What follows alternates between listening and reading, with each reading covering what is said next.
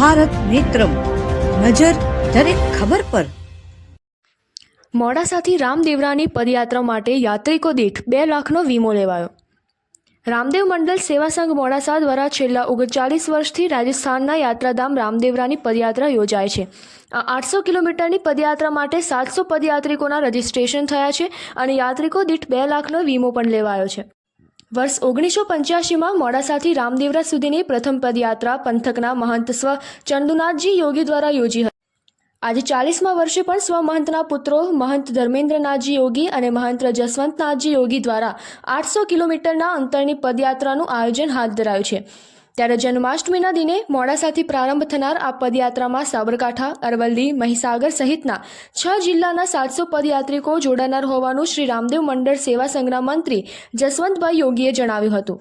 દરેક પદયાત્રિકોને રૂપિયા 2 લાખના વીમા કવચથી સુરક્ષા પૂરી પાડી 111 ફૂટની 2 ધર્મધજા સાથે રણુજાની વાટે નીકળી પડનાર આ પદયાત્રિકો અને તેમના આયોજકો દ્વારા પદયાત્રા દરમિયાન વ્યસન મુક્તિ સંકલ્પ અભિયાન, સનાતન ધર્મની જાગૃતિ અભિયાન અને હિન્દુ સંસ્કૃતિના ધર્મ પ્રચારનો ફેલાવો કરતો હોવાનું પણ આ આયોજકો દ્વારા જણાવાયું હતું।